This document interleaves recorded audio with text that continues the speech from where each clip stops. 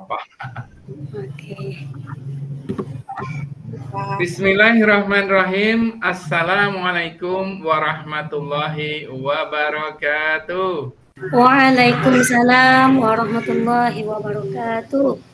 Alhamdulillah wa syukurillah la haula wala quwata illa billah la nabiyya ba'da. Rabbi shrah li sadri wa yassir li amri wahlul 'uqdatam min lisani yafqahu qawli.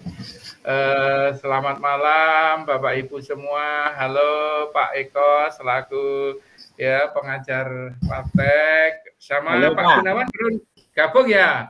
Salam kenal dari Jogja Bapak Ibu. Saya ya. Pak Bunija ya, baru pertama kali ya ketemu. Sebenarnya saya angkatan 2 itu di Jambi juga bersama Pak itu Yandri, Pak Bambang, Anwar itu banyak ini teman-teman. Nah oke. Pertama kali agar kegiatan ini berjalan lancar, mari kita berdoa terlebih dahulu ya. Di tempat duduk, sesuai agama dan keyakinan kita masing-masing, berdoa dipersilahkan. Bismillahirrahmanirrahim. Alhamdulillahirabbil wabil Islam ya Allah, berikanlah kemudahan, kelancaran, kesuksesan dalam kami mengadakan eksplorasi konsep pada malam hari ini. Mudah-mudahan ilmu yang kami terima ilmu yang bermanfaat. Amin ya. Berdoa cukup Bapak Ibu. Selamat malam, salam sehat selalu ya. Oke, saya izin share screen biar kenalannya lewat ya, biar kenalnya dekat gitu ya. Nah, sambil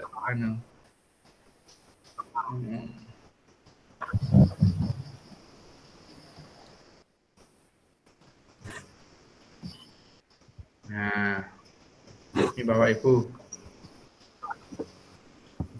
Eksplorasi konsep modul 1.1, refleksi kritis tentang pemikiran Ki Hajar Dewantara di ruang virtual. Nah, kenalan dulu dong. Ini nama saya Pak Bunija, MPDI. Panggil saja Mr. Buni gitu ya, biar gaul gitu.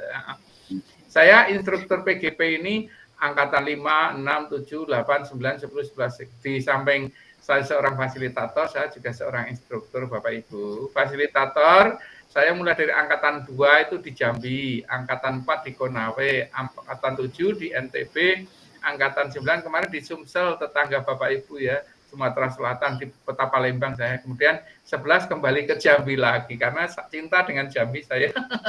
Kemudian saya juga seorang asesor PDM Provinsi Daerah Istimewa Yogyakarta, saya Ketua APSI Kabupaten Gunung Kidul, pengurus FKPS Provinsi, dan status saya adalah pengawas Bapak Ibu, pengawas sekolah menengah pertama di Kabupaten Gunung Kidul, Yogyakarta, gitu ya. Nah ini nanti ya identitas modulnya seperti ini. Kita ngomong-ngomong diskusi 2 jam pelajaran berarti 90 menit. Nah tujuannya secara umum ini, secara khusus ini Bapak Ibu ya. Khususnya itu pengetahuan tentang dasar-dasar pendidikan Ki Hajar Dewantara sudah Anda kuasai. Keterampilan mengelola pembelajaran yang berpihak pada murid dan konteks lokal kelas dan sekolah. Sikap reflektif kritis dalam menerapkan pembelajaran yang merefleksikan dasar-dasar pendidikan Ki Hajar Dewantara dalam menuntun murid mencapai kekuatan kodratnya. Nah, kita nanti pembukaan, ngomong-ngomong, main itu 25 menit. Kemudian refleksi kritis 30 menit. Refleksi kritis nanti setiap orang 2 menit menyampaikan pendapatnya. Nah, kemudian dialog. Dialog itu 20 menit. Ada yang bertanya, ada yang menanggapi gitu. Kemudian saya refleksikan dan umpan balik. Kita punya kesepakatan ya Bapak Ibu. Semua orang memiliki kesempatan untuk berpendapat. Silahkan Anda berpendapat, tidak ada yang salah di sini. Bahkan harus semua CGP harus menyampaikan pendapat atau menanggapi. Semua harus ngomong malam ini. Jika ada satu orang berbicara, maka yang lain mendengarkan dengan mematikan mikrofon. Mengikutilah dengan perasaan yang bahagia. Nah, berpendapat setelah dipersilahkan. Berpikir terbuka dan saling menghormati. berpartisipasi penuh secara aktif. Itu Bapak Ibu kesepakatannya ya. Peserta mampu memberikan perspektif refleksi kritis tentang pemikiran filosofi Ki Hajar Dewantara dalam forum diskusi. Ini pembukaan, refleksi, itu sudah ya, dialog. Nah, nanti saya katakan refleksi itu, ini setiap CGP menyampaikan perspektif refleksi kritis tentang pembangunan filosofi pendidikan satu saja. Pada konteks lokal sosial budaya di daerah Anda, tentu saja di Jambi, gitu kan. Kemudian setelah refleksi kritis, ada pertanyaan pemantik ini, apa makna kata menuntun, bagaimana kata menuntun. Nah ini dasarnya untuk merefleksi ini ya. Mengapa kemudian murid perlu mempertimbangkan kodrat alam dan kodrat zaman, apa relevansinya gitu ya Bapak Ibu. Oh ini ada yang mau bergabung, oke kita stop dulu.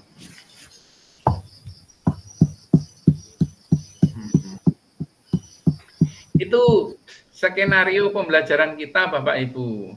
Sehingga Bapak Ibu harus sudah siap-siap. Nah, ya, harus sudah siap-siap untuk menyampaikan sesuatu terkait dengan 4 pertanyaan pemantik. Tapi sebelum dimulai, kita santai dulu sambil menunggu teman. Kita sudah ber-13 ya, seharusnya ber-14. Soalnya PP2, CGP-nya 11, 13 sama saya. Ada satu teman yang belum. Kita absen. Bu Desri Wahyuni ada? Ada Pak. Sip. Salam kenal Bu. Salam kenal Pak. Kenalkan nama instansi. Ya, yuk. Oke, baik. Assalamualaikum warahmatullahi wabarakatuh. Waalaikumsalam warahmatullahi wabarakatuh.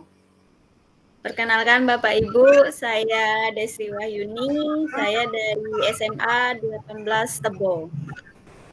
Ya, mengajar mata pelajaran ekonomi. Baik, ekonomi. Ya, Pak. Oke. Terima kasih Bu Desri. Panggilannya Bu Desri ya? Iya, Pak. Oke. Kemudian nomor 2 Bu Sinta. Yuk. Halo Bu Sinta. Hadir, Pak. Kenalin dong, buka dong kameranya biar kenal. Yuk, sip.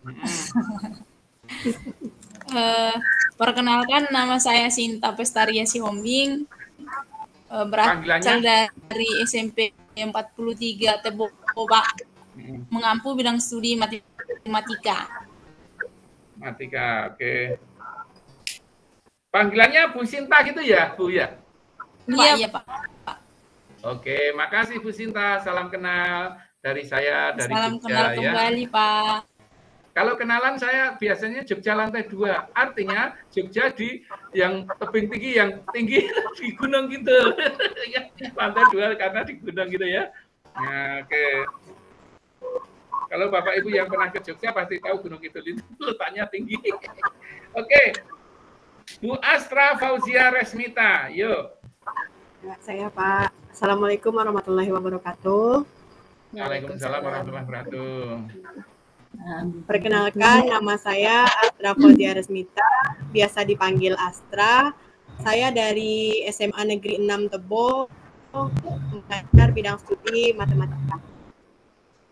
Oh ya, matematika ya Bu Astra ya. Ya, Pak. Oke, sip, makasih. Kemudian Bu Yuliana Wahyu Ningsih.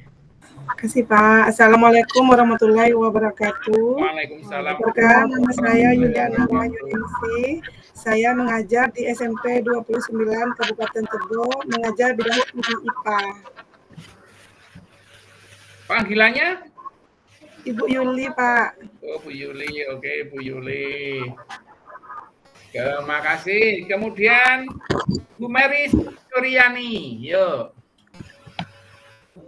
Halo Bu Mary. Iya Bapak. Assalamualaikum warahmatullahi wabarakatuh.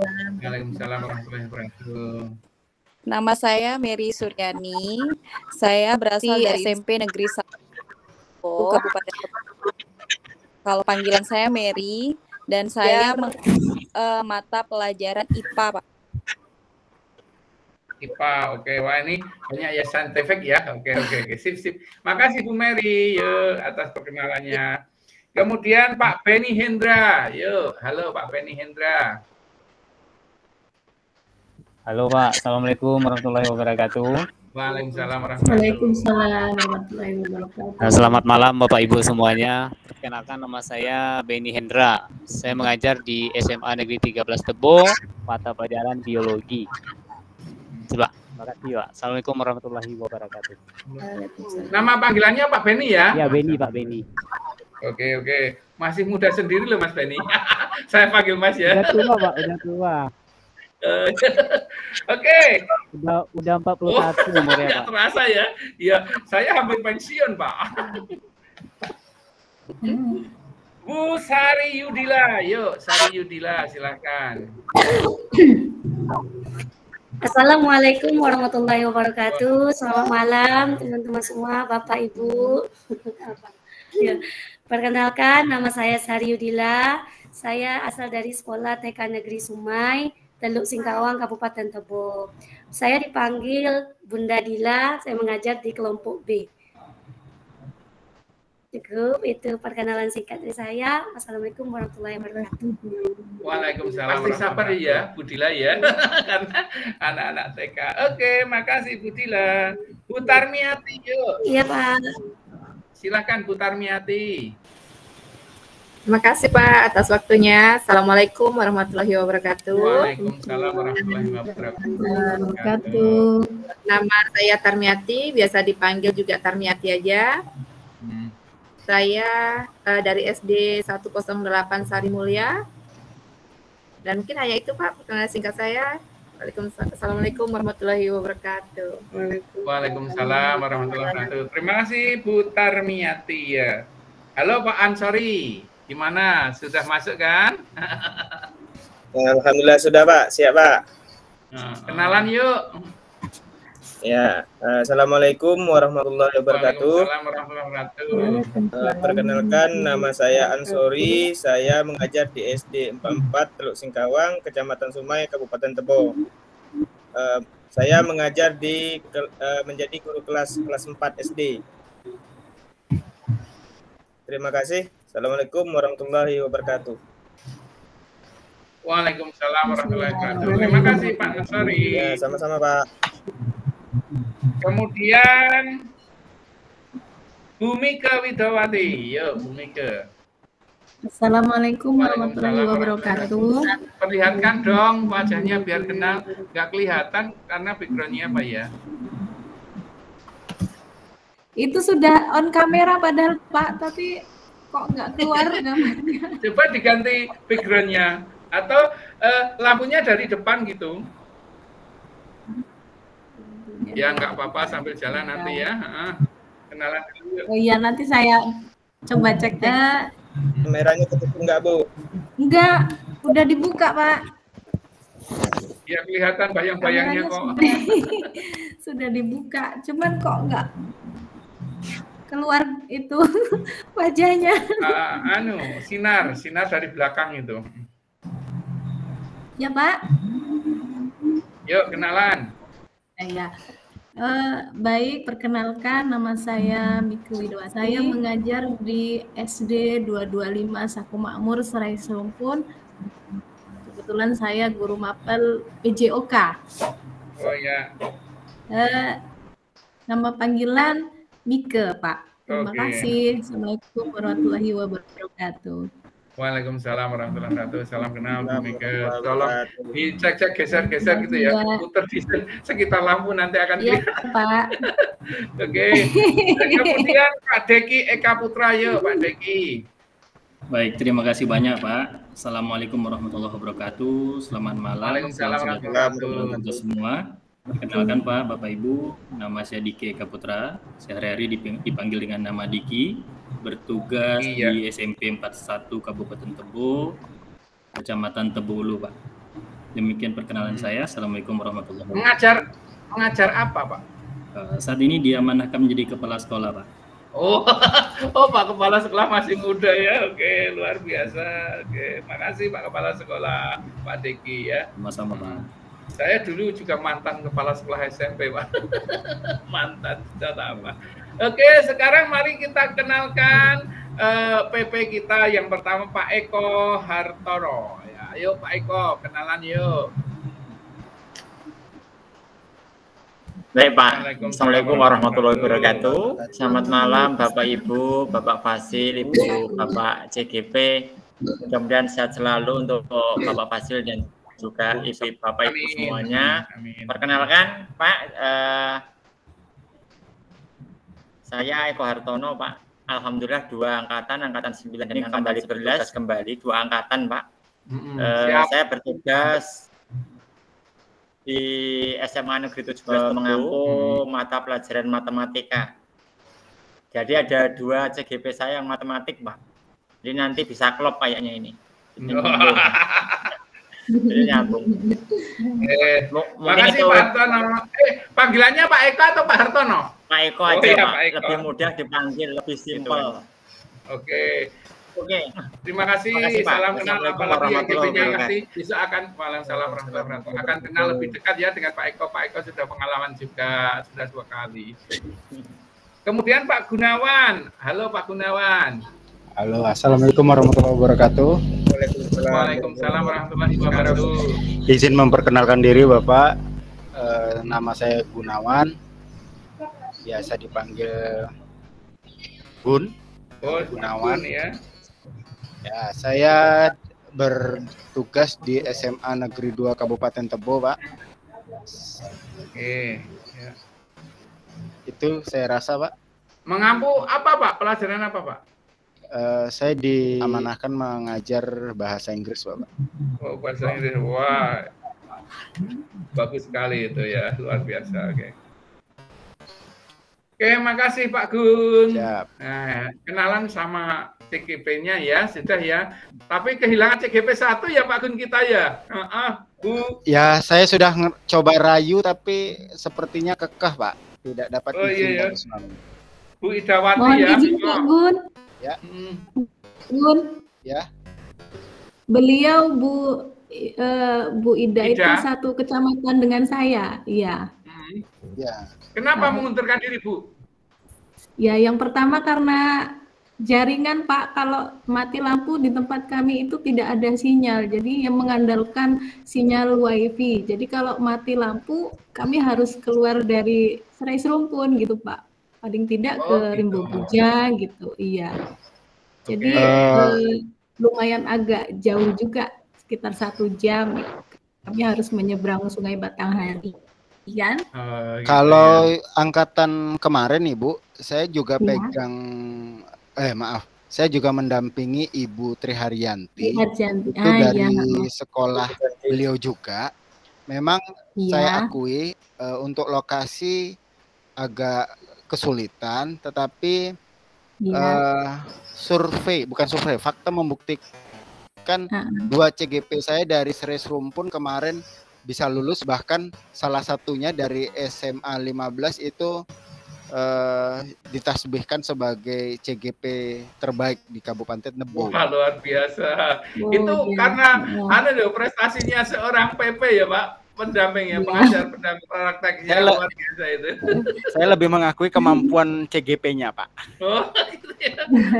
Oke Bapak Ibu semua, terima kasih. Inilah keluarga kita yang akan ketemu setiap modul itu 3 kali ya, 3 kali, yaitu di Rukol 1, Rukol 2, dan elaborasi pemahaman. Karena ini modul yang pertama kita dibonusin jadi 4 kali pertemuan. Ini untuk kenalan ya. Saya selaku fasilitator, tolong diterima ya Bapak Ibu ya. Kemudian teman saya PP juga Pak Gunawan sama Pak Eko. Juga silahkan, kita selalu konsultasi, selalu koordinasi. Kalau saya mengingatkan itu jangan dianggap cerewet, ini cerewet gitu ya. Demi kemudian saya punya target Bapak Ibu, besok kita lulus semua, tidak hanya lulusan, tapi di atas ya, di atas rata-rata yang hampir maksimal itu ingin saya. Sehingga saya harus betul-betul ayo kerja, ayo gitu. Sehingga Nah, itu saya seperti Pak Gunawan itu, kalau bisa membawa CGP-nya itu yang luar biasa itu bangga ya Pak Gun ya, kita ya. Oke, untuk mengawali kegiatan ini, Bapak Ibu sudah bertugas untuk menyampaikan sesuatu yang saya sampaikan tadi, ya kan?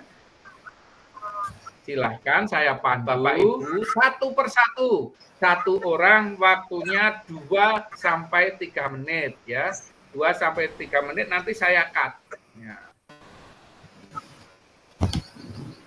Jawab ini, apa makna kata menuntun dalam proses pendidikan anak bagi saya? Bagaimana menuntun saya maknai dalam konteks sosial budaya di daerah saya? Apa dapat saya lakukan untuk mewujudkan anak yang relevan dengan konteks sosial budaya di daerah saya? Mengapa pendidikan murid atau anak perlu mempertimbangkan kodrat alam dan kodrat zaman? Apa relevansi pemikiran Ki Hajar Dewantara, pendidikan yang berhamba pada anak, dengan peran saya sebagai pendidik? Nah, Bapak Ibu main di sini selama 25 menit. Karena CGP-nya itu 11, maka rata-rata 2 menit saja. Setiap CGP menyampaikan refleksi kritis tentang pemikiran filosofi Ki Hajar Dewantara dan penerapannya pada konteks lokal sosial budaya di daerah. Nah, udah ya, dicatat ya, ini yang harus disampaikan Bapak-bapak. 2 menit ya, lebih sedikit boleh, kalau kurang nggak boleh. Ini sudah dibaca ya semua ya. Saya dan Pak PP akan menilai.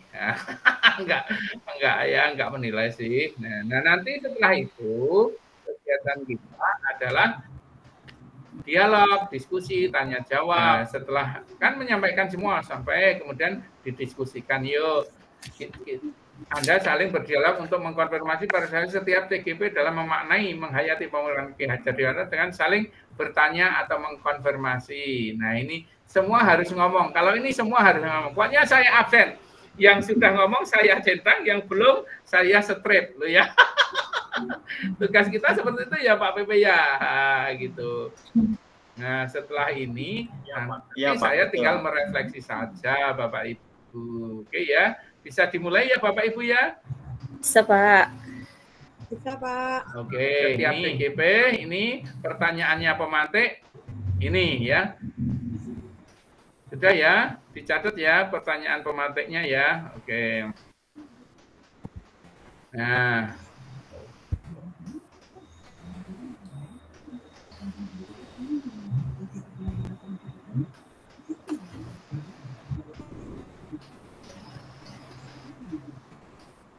Silahkan volunteer atau diurutkan atau diundi.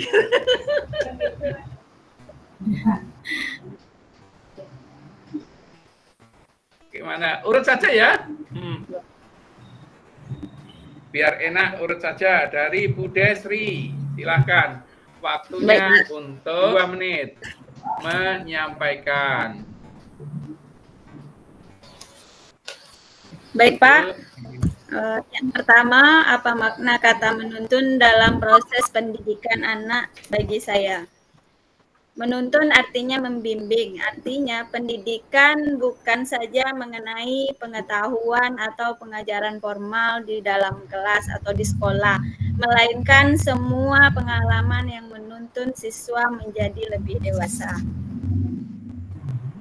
Yang kedua, bagaimana kata menuntun memaknai dalam konteks sosial budaya di daerah saya. Apa dapat saya lakukan untuk mewujudkan pendidikan anak konteks sosial budaya di daerah saya?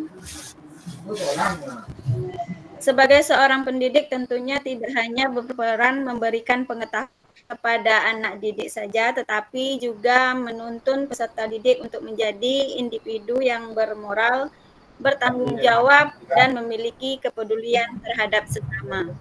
Yang ketiga, mengapa pendidikan murid perlu mempertimbangkan kodrat alam dan kodrat zaman?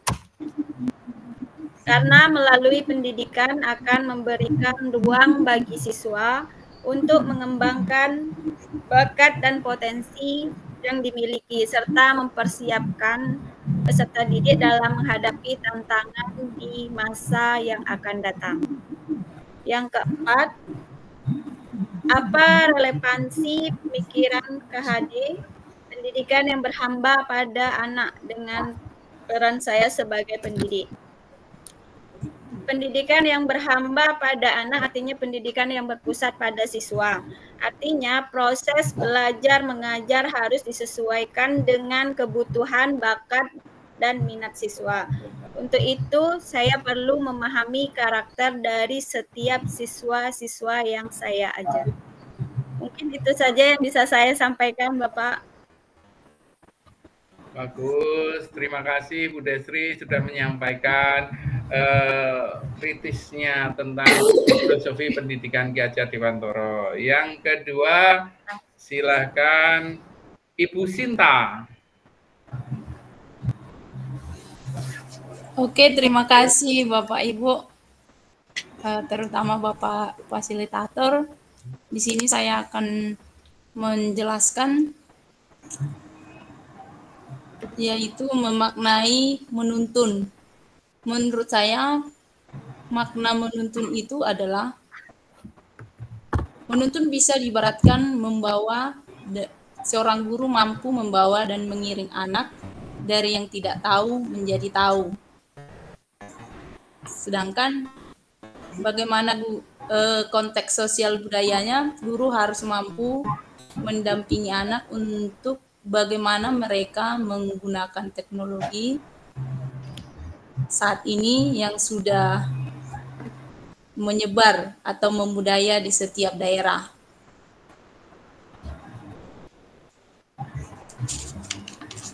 Dan bagaimana kodrat anak mengenai kodrat alam dan zaman. Kalau misalnya kita lihat di kodrat alam itu adalah kebiasaan yang dimiliki anak sejak dia lahir, dan sedangkan kodrat zaman itu adalah kebiasaan yang dimiliki oleh anak ketika dia sudah memahami atau mengenal dunianya sendiri. Jadi melalui pendidikan ini kodrat zaman bisa berubah dengan adanya pendidikan seseorang anak itu bisa berubah sesuai dengan pendidikan yang diterimanya. Mungkin itu yang bisa saya sampaikan. Terima kasih. Oke, bagus. Tapi seperti membaca berita. Tidak apa-apa. Oke, yang ketiga adalah Ibu Astra. Yuk. Baik, terima kasih atas kesempatannya, Pak. Yang pertama, apa makna kata menuntun dalam proses pendidikan anak saya? Nah, makna kata menuntun ini maksudnya membimbing anak itu, membimbing kodratnya yang ada dalam diri anak itu untuk mengembangkan potensi-potensi yang ada dalam diri anak tersebut. Nah, yang kedua, bagaimana kata menuntun saya maknai dalam konteks sosial budaya di daerah saya, apa dapat saya lakukan untuk mewujudkan pendidikan anak yang relevan dengan konteks sosial budaya yang di daerah saya.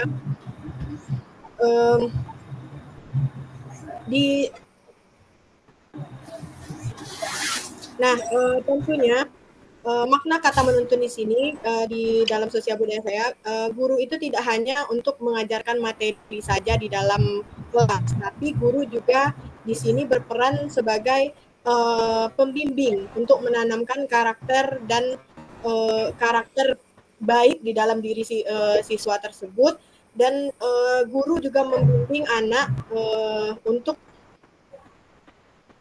mengembangkan potensi-potensi yang ada di dalam dirinya.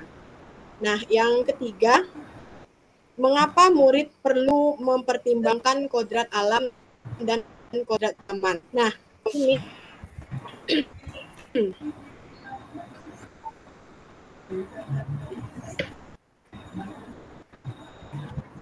mengapa murid perlu mempertimbangkan kodrat alam dan kodrat zaman? Nah, kodrat alam itu berkaitan dengan sifat dan bentuk lingkungan di mana murid itu berada.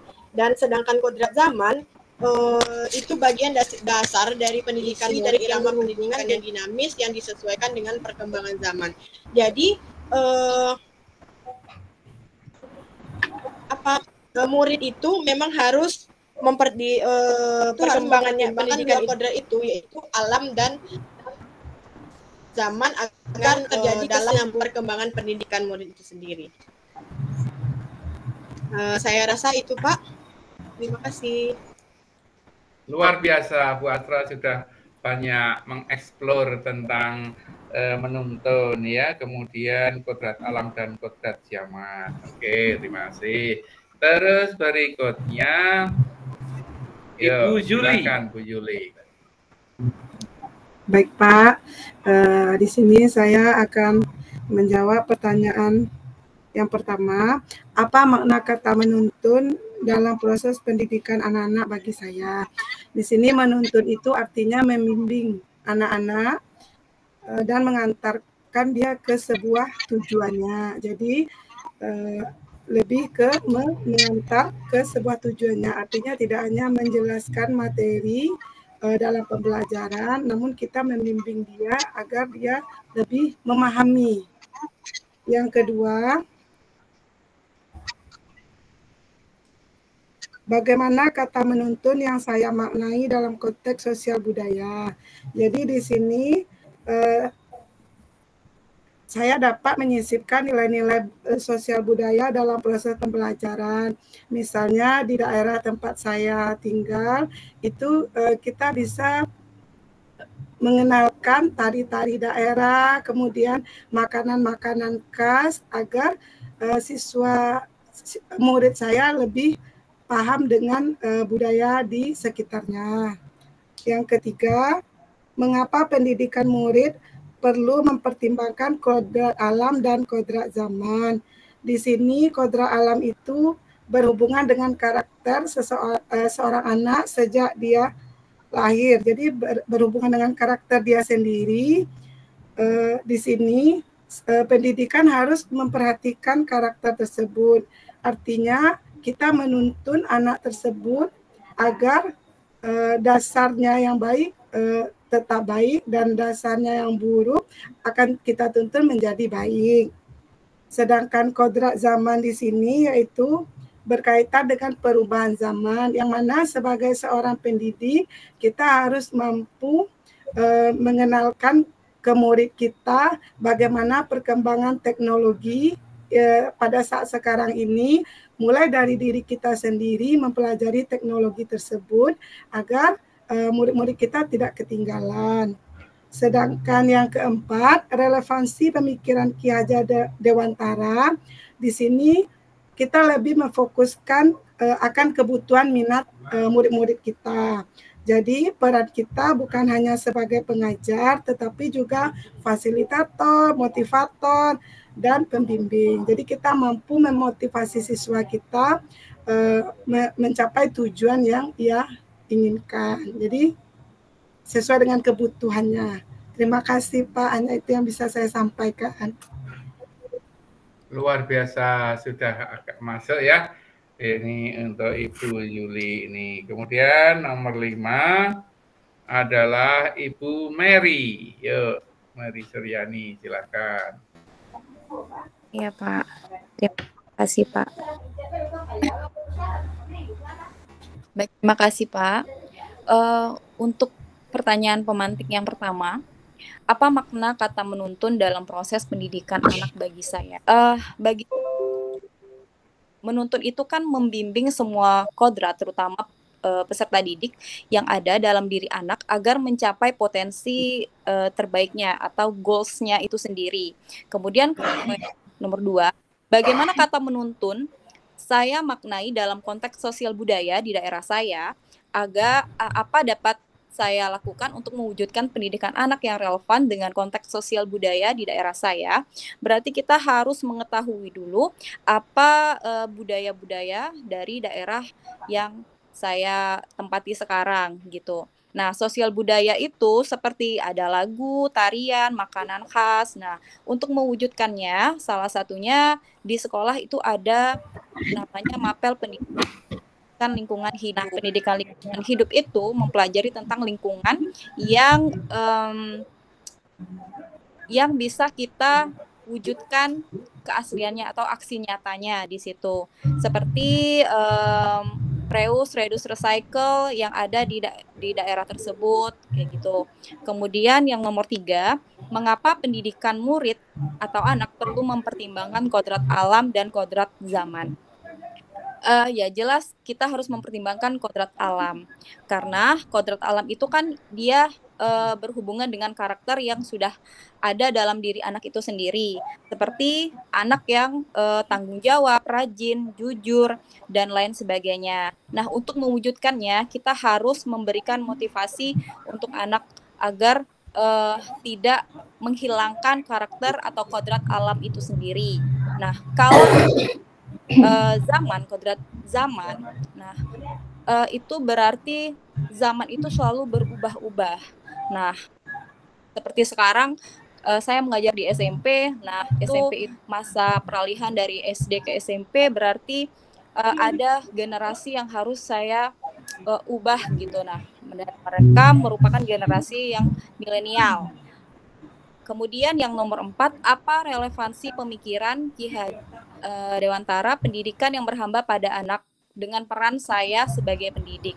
Nah, pendidikan yang berhamba pada anak, menurut saya kita harus memberikan penghargaan kepada anak itu sendiri dan meminimalisir punishment menurut saya.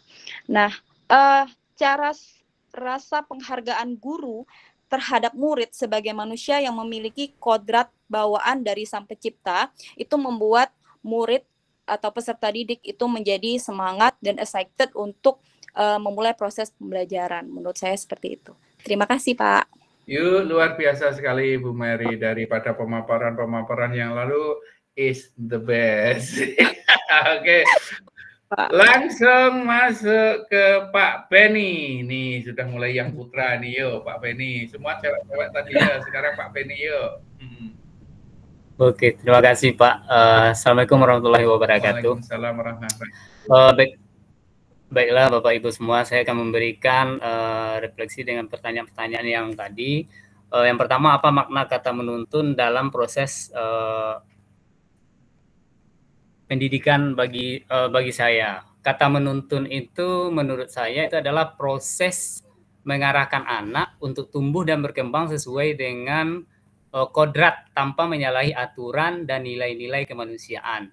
Kemudian kata menuntun juga saya maknai dalam konteks sosial budaya di daerah saya itu adalah sebagai pengarah, pengajar, kemudian penunjuk arah, membentuk anak kepada pribadi yang lebih baik, dan kemudian ada pemandu dan pemberi contoh teladan.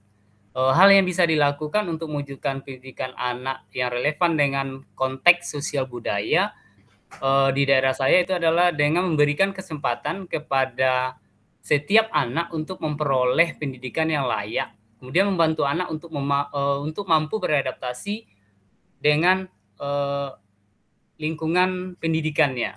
Kemudian yang nomor 3, mengapa pendidikan murid perlu mempertimbangkan kodrat alam dan kodrat zaman? Kalau menurut saya dikarenakan dua hal ini itu sangat berpengaruh dalam pendidikan, di mana seorang pendidik harus tahu bagaimana lingkungan tempat anak bertumbuh serta bagaimana keadaan jiwa yang dibawa oleh anak. Kemudian terlaksananya pendidikan yang seimbang dengan kodrat alam dan zaman itu akan mencapai kepada tujuan pendidikan yang sesuai dengan pemikiran Ki Hajar Dewantara.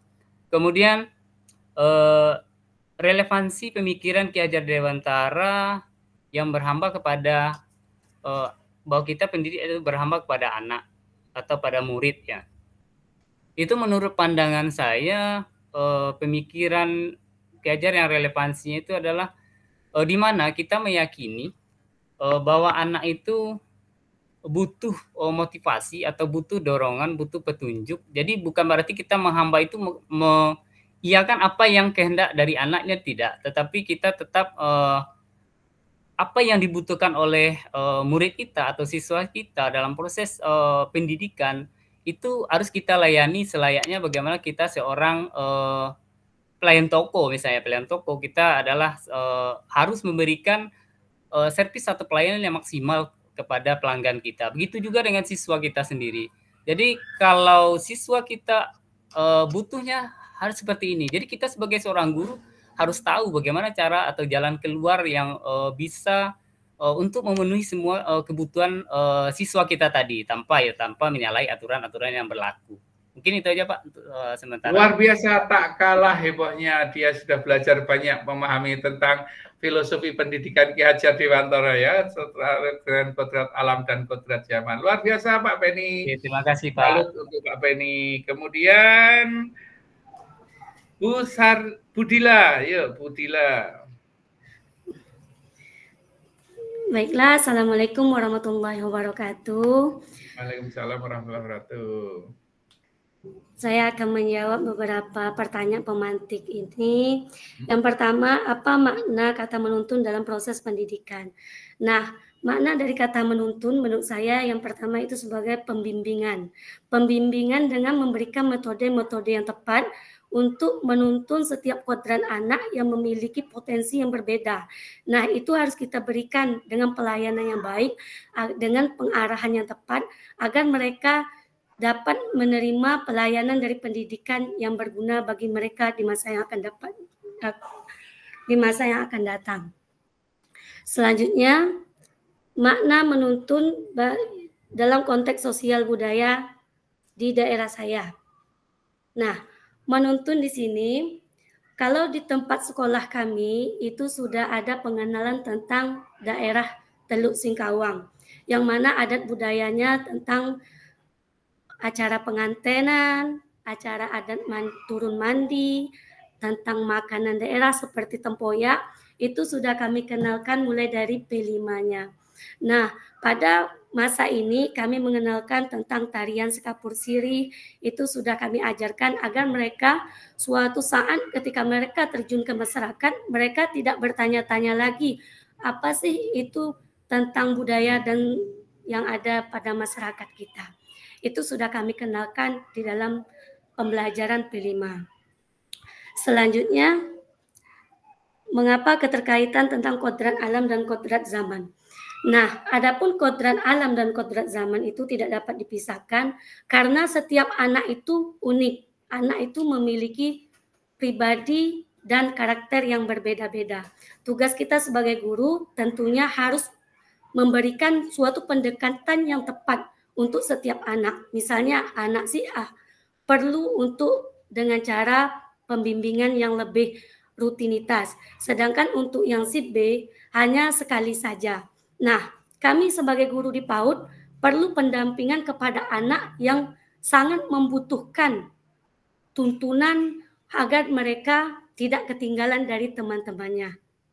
Nah, sedangkan kodrat zaman yaitu pemenuhan dari untuk meningkatkan potensinya yang ada. Adapun kegiatan kami sekarang di sekolah TK itu sangat ditekankan untuk pembelajaran berdiferensiasi, yang mana setiap kegiatan di sana memberikan kegiatan yang berbeda-beda. Nah, ada di situ bermain loose part, ada di situ untuk pengembangan motoriknya, ada di situ untuk pengembangan bahasanya, kognitifnya. Nah, itu kami fasilitasi agar mereka dapat meningkatkan atau mengeluarkan bakat yang ada pada dirinya.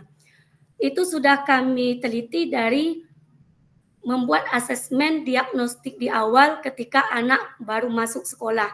Kami nampak mana anak yang suka bermain di balok, mungkin suatu saat dia akan menjadi arsitek. Itu kalau menurut pandangan kami sebagai guru PAUD. Ketika anak suka bermain plastisin, mungkin suatu saat anak akan menjadi yang suka membuat gerabah atau bagaimana yang menurut mereka sukai. Nah, untuk selanjutnya, makna dari penghambaan kepada murid. Tentunya kita sebagai guru adalah pelayan untuk murid-murid kita. bukan berarti melayani kita harus di bawah, tetapi benar kata Bapak dari Beni tadi, kita tentunya tidak kehilangan arah dalam membimbing anak. Intinya kita memfasilitasi mereka sesuai dengan kebutuhan mereka. Melihat apa yang diminatinya, itulah yang kita berikan. Kalau menurut saya, itu saja dari pertanyaan pemantik tadi. Cukup sekian. Wassalamualaikum warahmatullahi wabarakatuh. Waalaikumsalam warahmatullahi wabarakatuh. Luar biasa Bu Dila ya. Sudah belajar banyak terkait aplikasinya juga. Anak TK main plastisin, anak TK main balok dan lain sebagainya, sudah berpikiran ke depan. Bagus sekali. Sekarang Bu Tarmiati, yuk. Halo Bu Tarmiati. Ya, halo Pak. Baik Pak, saya akan mencoba untuk menjawab. Mungkin nggak sepanjang lebar Pak ya. Yang pertama yaitu kata menuntun. Menurut saya itu menuntun itu sama dengan membimbing atau membawa siswa di mana siswa itu akan mencapai tujuannya. Nah, yang kedua, menuntun itu metode yang membantu siswa terus berproses dalam pembelajaran. Di mana saya di kelas 1 itu Pak, saya kebetulan memegang kelas 1, dan jadi di situ berproses dalam pembelajaran. Berproses dalam pelajaran itu ya sebelumnya masuk kelas 1 itu kami mengadakan asesmen diagnostik sama dengan Bu yang TK tadi. Nah, di mana yang siswa kelas 1 itu kami akan berkelompok-kelompokkan, di mana siswa yang sudah mengenal huruf, ada yang sudah bisa membaca, jadi kita kelompok-kelompokkan. Nah, jadi di situ siswa itu tidak disamaratakan pembelajarannya, tetapi siswa itu akan mendapat pembelajaran yang berbeda, tetapi tujuannya sama gitu Pak. Yang ketiga, mengapa murid perlu mempertimbangkan kodrat alam dan kodrat zaman? Menurut saya, kodrat alam itu sangat perlu karena karakter anak itu sudah terlahir, sudah tercipta dari lahirnya. Jadi kita harus memahami sebagai seorang pendidik, kita harus memahami satu persatu karakter siswa kita masing-masing. Nah, seterusnya yang kodrat zaman, menurut saya itu sangat berkesinambungan Pak. Selain mengetahui kodrat alam, kita juga harus mengikuti kodrat zaman sekarang Pak. Gitu. Anak-anak tidak hanya belajarnya dengan seperti lingkungan saja, tetapi juga mengenalkan bagaimana dengan cara ipteknya juga gitu Pak. Terus selanjutnya yaitu tentang relevansi. Menurut saya seorang pendidik tidak hanya mentransfer ilmu saja, namun bisa membuat atau membentuk karakter siswa yang akan bisa dibawa sampai nanti gitu Pak. Dan kita sebagai seorang pendidik, kita juga harus memegang semboyan yang dengan Ki Hajar Dewantara yang ing arso sung tulodo ing madya mangun karso, seperti itu Pak. Mungkin hanya itu Pak. Terima kasih atas waktunya. Assalamualaikum warahmatullahi wabarakatuh. Waalaikumsalam warahmatullahi wabarakatuh. Sudah muncul satu ing arso sung tulodo ing madya mangun karso tuturi handayani. Nanti ada nang ning nong. Nah, itu kemudian ada 3M, kemudian ada banyaklah nanti istilah-istilah Ki Hajar Dewantara kalau Bapak Ibu belajar ya. Oke, setelah Bu Tarmiati menyampaikan, Pak Ansori, yuk Pak Ansori, siap. Ya, terima kasih Bapak Meja. Baik, saya akan menjawab pertanyaan pemantik. Yang pertama, apa makna kata menuntun? Di sini saya memaknai kata menuntun, ibaratkan itu anak yang baru lahir, itu dia bertumbuh. Seorang orang tua tentu akan menuntun anaknya akan menjadi lebih baik. Begitu juga seorang pendidik. Dia akan mengarahkan, membimbing anak-anaknya agar anak-anak itu mendapatkan kegiatan-kegiatan yang positif sesuai dengan keinginannya agar tidak terjumus ke arah yang tidak baik. Kemudian pertanyaan kedua, bagaimana kata menuntun dalam memaknai dalam konteks sosial budaya. Di sini saya memaknai kata menuntun itu ibaratkan seorang pendidik ya memberikan arahan kepada siswanya supaya siswanya mau belajar dengan baik, mau memberikan kontribusi dalam pembelajaran sehingga siswa tersebut dapat mengeluarkan bakat-bakat yang ingin dia sampaikan kepada guru, dan guru pun harus memahami bagaimana siswa itu mampu menjelaskan apa yang dia inginkan. Seperti itu. Kemudian yang ketiga, mengapa pendidikan murid perlu mempertimbangkan kodrat alam dan kodrat zaman. Nah, menurut saya sangat perlu, Pak. Karena kodrat alam itu adalah kodrat yang ditetapkan sejak anak itu dilahirkan. Nah, mungkin ada beberapa hal seperti tadi sudah dijelaskan oleh Bapak Ibu yang terdahulu bahwa anak itu memiliki karakter yang berbeda. Nah, tentu dalam pembelajaran anak tersebut membutuhkan kebutuhan pembelajaran yang berbeda pun. Nah, sebagai seorang guru harus memahami hal itu. Kemudian dikaitkan dengan kodrat zaman, tentu setiap perkembangan zaman ada perubahan-perubahan. Nah, bagaimana seorang guru mampu menyeimbangkan kodrat alam yang ada pada diri seorang siswa dan diseimbangkan dengan kodrat zaman. Contohnya dalam sosial budayanya itu perkembangan teknologi. Tentu anak-anak sekarang sudah bisa memahami penggunaan teknologi, namun mereka belum bisa mengartikan, memanfaatkan teknologi itu apa manfaat dan gunanya bagi kehidupan sehari-hari. Mereka hanya tahu menggunakan, tapi tidak mengetahui manfaat dan kegunaannya sebenarnya. Nah, seperti itu, Pak. Kemudian yang keempat, apa relevansi pemikiran kajian dan pendidikan yang berhamba pada anak? Di sini saya memahami relevansi pendidikan berhamba kepada anak adalah memberikan kebebasan kepada anak untuk aktif dalam pembelajaran, dan guru menjadi moderator dalam pembelajaran sehingga anak tersebut mampu mengembangkan pemikiran-pemikiran yang ada pada dirinya. Contoh misalkan memberikan pertanyaan atau menjawab pertanyaan dari temannya sehingga pembelajaran itu mampu sehingga pembelajaran itu anak yang aktif dalam pembelajaran dan guru hanya mengarahkan bagaimana mereka bisa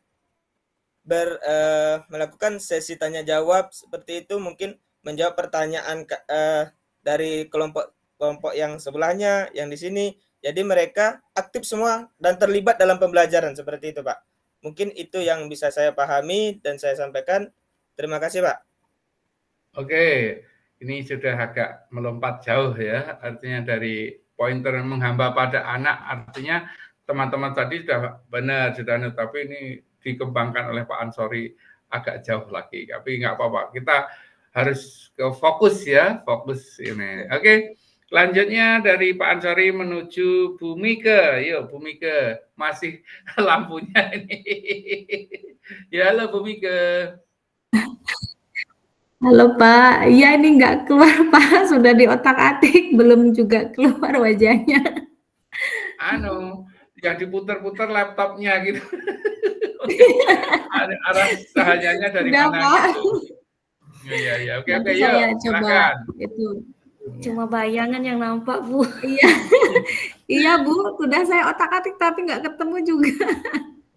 Mungkin lewat kamera HP aja Bu. Ya? Mungkin lewat HP aja Ibu buka itu Zoom-nya, virtualnya. Tapi kalau Ya, lewat HP besok kalau ketemu nggak menyapa nanti dikira kita sombong ya Bapak Ibu ya. Enggak, Pak. Kenal wajahnya Bu Mika. Yuk, Iya, Bu Mika, Pak. silakan. Iya, terima kasih Pak.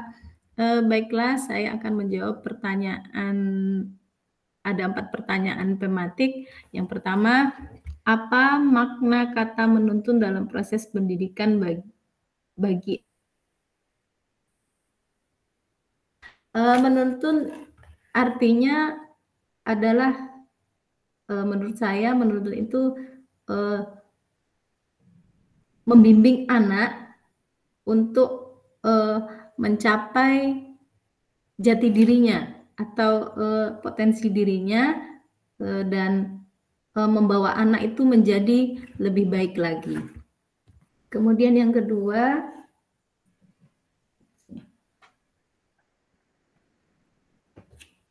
bagaimana kata menuntun saya maknai dalam konteks sosial budaya di daerah saya, dan apa dapat saya lakukan untuk mewujudkan pendidikan yang relevan dengan konteks sosial budaya di daerah saya. Nah, sebagai pendidik, kita tidak hanya mengajar, tapi menuntut anak untuk menjadi anak yang berkarakter, tidak hanya pendidikan formal saja, tapi pendidikan yang lain yang lebih mengarahkan anak untuk menuntut jati dirinya yang lebih baik lagi, sehingga anak mempunyai potensi yang akan dikembangkannya. Kemudian yang ketiga, mengapa pendidikan murid atau anak perlu mempertimbangkan kodrat alam dan kodrat zaman. Nah, pendidikan kodrat alam dan kodrat zaman itu sangat berkaitan sekali, karena untuk kodrat alam itu adalah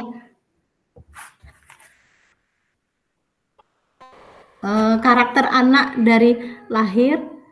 Dia mungkin mempunyai sifat disiplin atau tanggung jawab atau dan lain sebagainya, dan kita membimbing anak tersebut untuk tidak menghilangkan kodrat alamnya tersebut.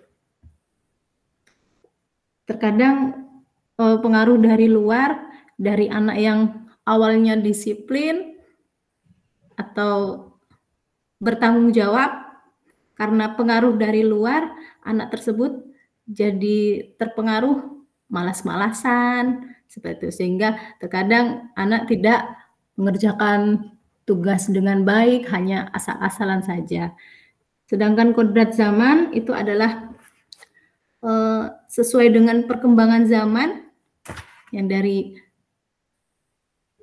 kalau zaman dulu tahun 2000-an ya Pak, kita belajar hanya menggunakan buku.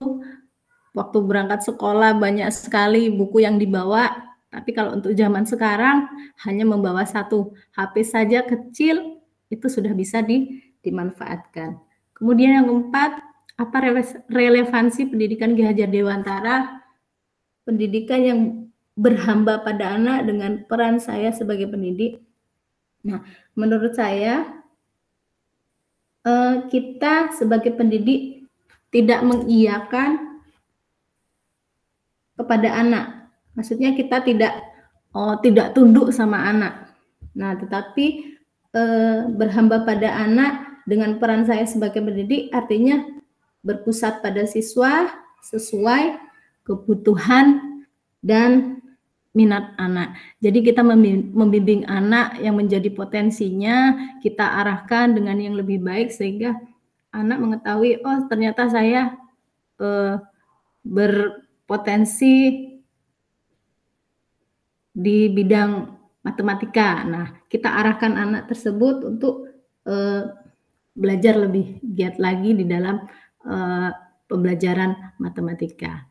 Terima kasih Pak, hanya itu saja yang dapat saya sampaikan. Terima kasih Bu Mega. Yang saya catat kodrat zaman sekarang sudah pakai gadget, sudah pakai HP, sudah pakai internet. Kalau waktu kita dulu kecil belum ada hal-hal seperti itu, sehingga pendidikan harus disesuaikan dengan zamannya, ya kan? Pendidikan kita harus disesuaikan dengan zamannya. Jangan anti perubahan, anti perkembangan itu. Oke, yang terakhir, Pak Diki. Yo, silahkan Pak Diki menyampaikan perspektif reflektif kritisnya terhadap filosofi pendidikan Ki Hajar Dewantara. Silakan Pak Deki. Baik, terima kasih banyak Pak. Berkaitan dengan 4 pertanyaan tadi saya coba menjawab dan mendengarkan juga masing-masing pendapat dari kawan-kawan. Maka saya mencoba meramu Pak. Meramunya menjadi satu, Saya ulangi dulu. Pertama, apa makna menuntun dalam proses pendidikan anak bagi saya? Benar apa yang disampaikan kawan-kawan bahwa kata kuncinya adalah membimbing. Kalau saya mencatat lagi, Pak, menuntun dalam pendidikan itu kan sebagai proses kolaboratif di mana pendidik itu membimbing siswa untuk berkembang lebih baik lagi untuk mencapai potensi maksimal dari diri mereka sendiri, Pak. Di mana dalam menuntun ini seperti yang disampaikan Pak Ansori tadi, kita sebagai pendidik itu menjadi teladan, memberi bimbingan dan dukungan kepada peserta didik kita, kemudian memberikan arahan dan tujuan yang jelas, dan membantu siswa memahami dan memaknai kemana arah tujuan hidup mereka. Kira-kira seperti itu, Pak. Kemudian yang kedua, bagaimana kata menuntun saya maknai dalam konteks sosial budaya di daerah saya.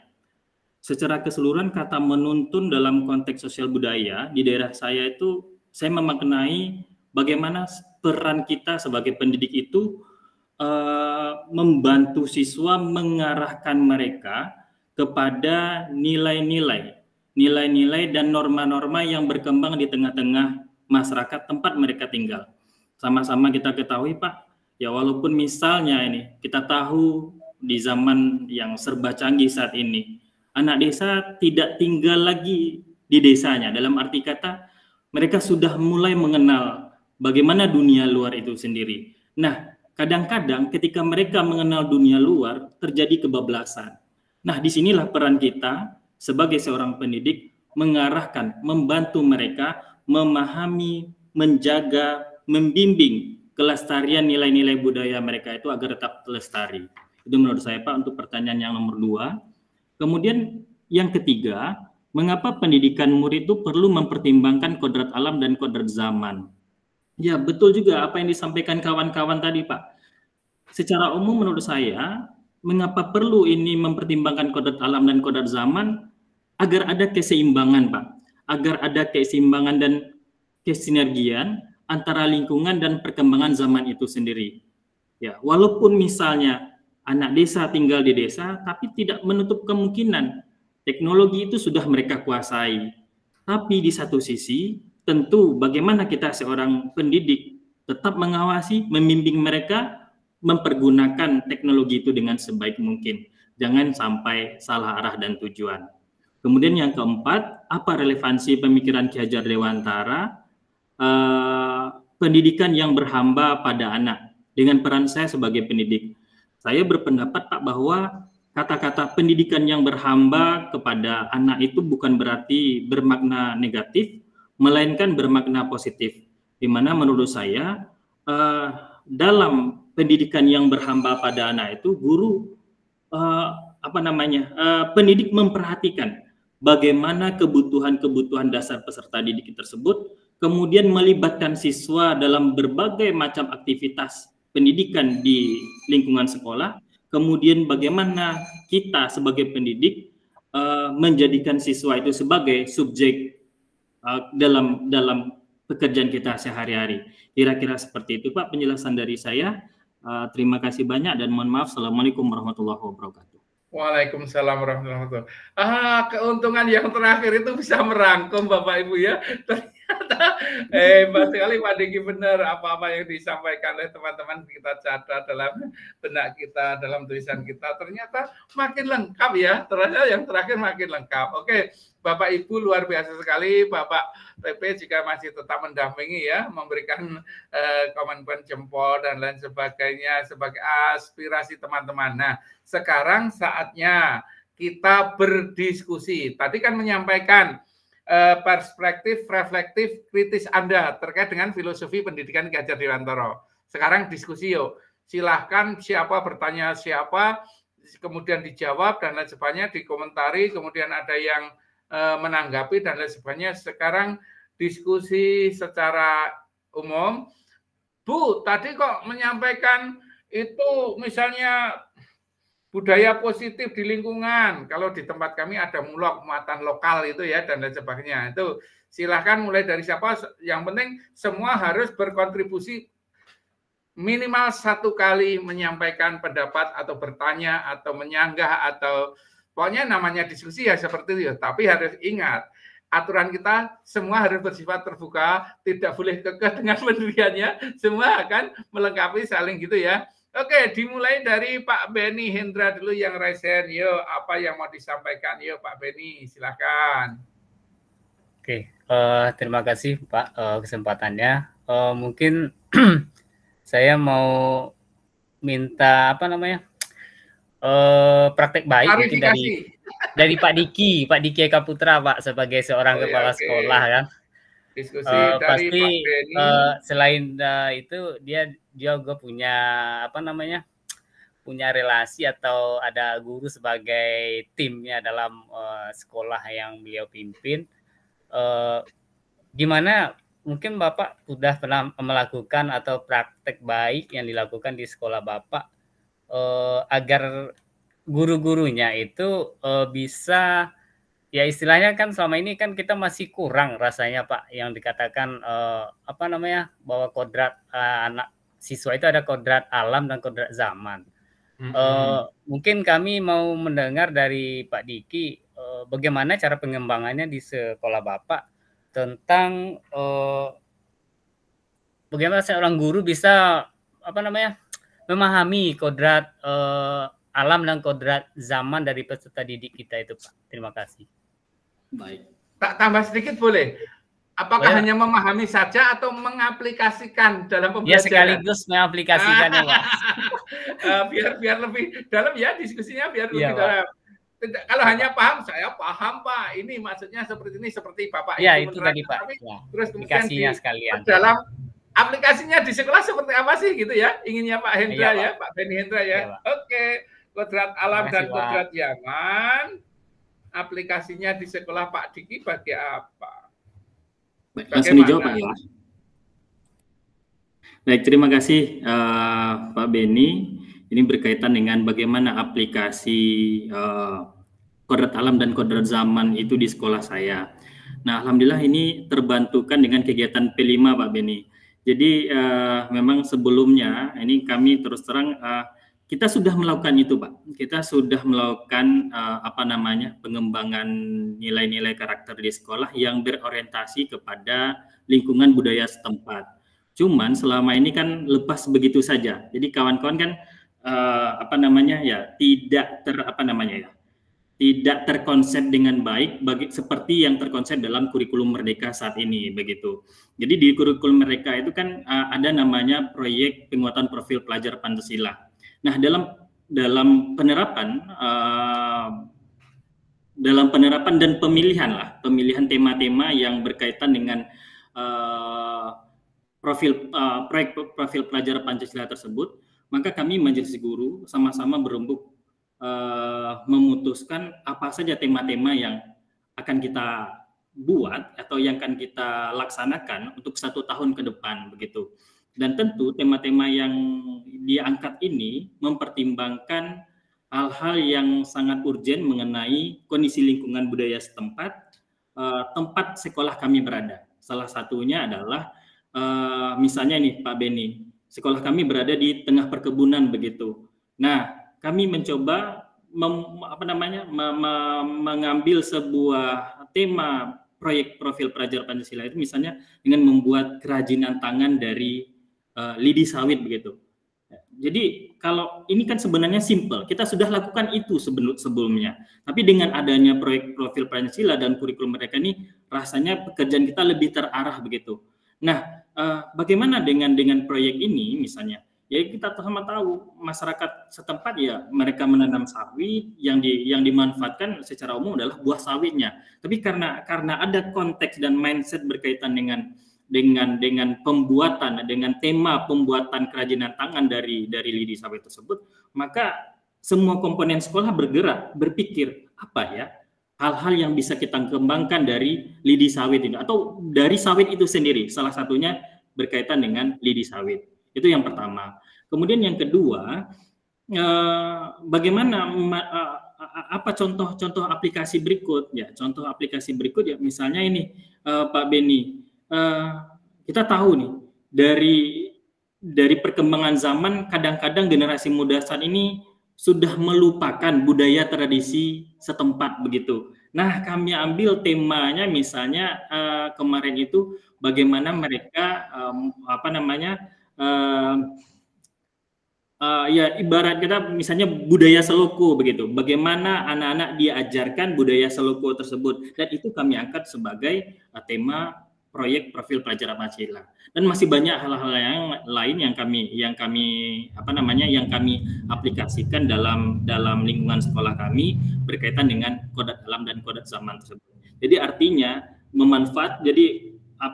memanfaatkan segala sesuatu yang ada di sekitar lingkungan sekolah itu berkaitan dengan kodrat alam, sementara kodrat zaman tersebut memikirkan apa saja perkembangan teknologi saat ini, tapi seperti yang saya katakan tadi, jangan sampai salah arah. Nah, mohon maaf lagi berbicara tentang salah arah ini mesti kita cermati lagi. Kadang-kadang yang berbicara tentang akademik, anak-anak kita ya sangat jauh dari harapan kita sebagai pendidik itu berbicara tentang akademik mereka. Tapi di satu sisi mereka sudah mengenal teknologi itu lebih jauh. Tapi yang sayangnya, mohon maaf, ketika kita lakukan razia, isi HP mereka itu bukan berisi konten-konten pelajaran, melainkan hal-hal yang tidak kita inginkan seperti itu. Nah, kira-kira seperti itulah aplikasi-aplikasi yang bisa kami terapkan di sekolah, khususnya di SMP 41 Kabupaten. Luar biasa sekali Pak Diki dalam menanggapi pertanyaan Pak Beni. Pertanyaan Pak Beni juga berbobot ya. Tapi Pak Diki luar biasa, bagus sekali, kodrat alamnya jelas dijelaskan ya. Ini kodrat alam perkebunan, membuat lidi, mungkin membuat hiasan dari dan sabut dari dan lain sebagainya. Itu bagus, itu yang namanya kodrat alamnya digunakan. Kemudian kodrat zamannya teknologi, misalnya budaya Seloko, kan ada budaya, tapi bagaimana ya cara melestarikan? Oh, kita buat video, misalnya kita buat video, kemudian kita simpan di drive atau kita unggah di YouTube, itu kan akan abadi kan? Semua orang bisa mengenalkan ke dunia lain. Tapi waktu dulu kodrat zaman waktu dulu yang nggak bisa orang-orang seperti itu kan? Itu sesuatu yang luar biasa sekali Pak Diki. Oke, yang lain yuk, silakan. Bu Sari, silakan. Baiklah, saya sedikit akan menanggapi dari pertanyaan Bapak Beni ya. Izin memberi tanggapan Pak ya. Oke, yuk. Nah, kalau untuk praktik baik yang telah kami laksanakan di sekolah, jujur saya di sini baru mengetahui tentang filosofi dari Bapak Ki Hajar Dewantara tentang kaitan erat antara kodrat zaman dan kodrat alam itu sendiri. Selama ini cuman pernah mendengar tapi tidak betul-betul memahami. Nah, sangat beruntung bisa masuk dalam program guru penggerak ini. Alhamdulillah Pak ya. Alhamdulillah. Nah, selama ini karena kita sudah sama-sama tahu dalam kurikulum Merdeka itu sudah booming-boomingnya kita tentang komunitas belajar. Nah, saya sebagai guru kadang pernah merasa bosan di sekolah saya itu bentar-bentar ikut kombel, bentar-bentar kombel, 1 jam sehari, 1 jam 1 minggu. Jadi setiap hari membahas tentang apa yang perlu kita tingkatkan untuk pendidikan anak. Apa yang perlu kita berikan untuk anak yang terbaik, ya macam-macam lah. Tentang metode, tentang modul ajar. Nah, semua itu tentunya sama-sama telah kita lakukan di sekolah masing-masing.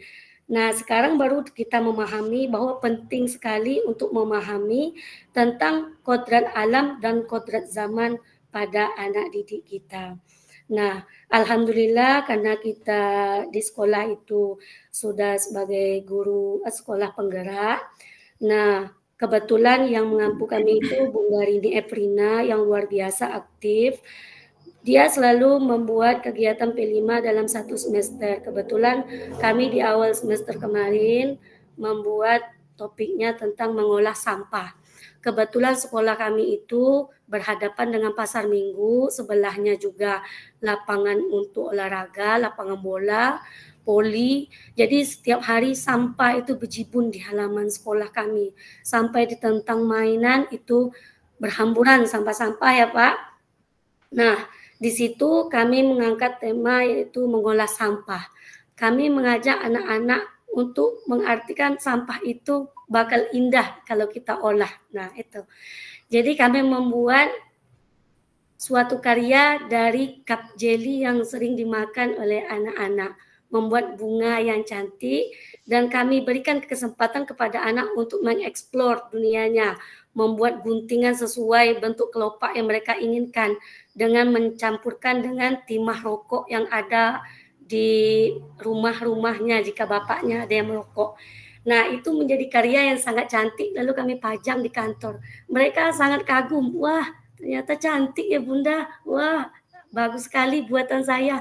Nah, di situ kita dapat melihat minat anak, bahkan anak di mana ada yang modelnya berbeda-beda yang mereka buat.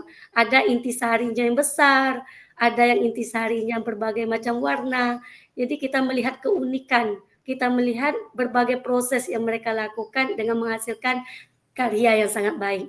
Nah, kemarin sudah kami pajang ketika kegiatan panen karya di Aula Kantor Dinas Kabupaten Tebo. Nah, itu dari olahan sampah yang dihasilkan oleh anak-anak didik kami di Sekolah TK Negeri Sumai. Nah, itu sekian tanggapan dari saya untuk Bapak Beni. Terima kasih sudah memberikan pertanyaan atau ruang diskusi bagi kita, sehingga apa unek-unek yang selama ini sudah keluar. Oh, ini filosofi dari Bapak Pendidikan kita, Ki Hajar Dewantara. Terima kasih, itu dari saya, Pak.